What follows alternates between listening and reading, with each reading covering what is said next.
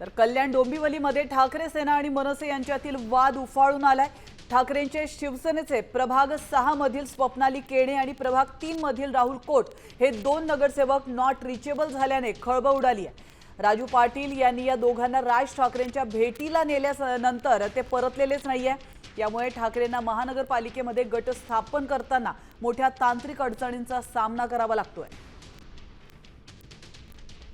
तर नगरसेवक not reachable मागची नेमकी इनसाइड स्टोरी काय आपण पाहूयात। ठाकरेंकडे प्रभाग 6 आणि 3 मध्ये उमेदवार नसल्याने मनसेकडून मशाल चिन्हावर उमेदवार उभे करण्यात आले होते। दोन्ही उमेदवार विजयी झाल्यानंतर राजू पाटलांनी राज ठाकरेंची भेट घालून देतो असं सांगत ठाकरेंकडून बोलावून घेतलं होतं। दोन्ही नगरसेवकांना परत पाठवलं गेलेलं नाही। नगरसेवक परत न पाठवल्याने आता गट स्थापन करण्यात ठाकरे सेनेला अडचणी येत आहेत।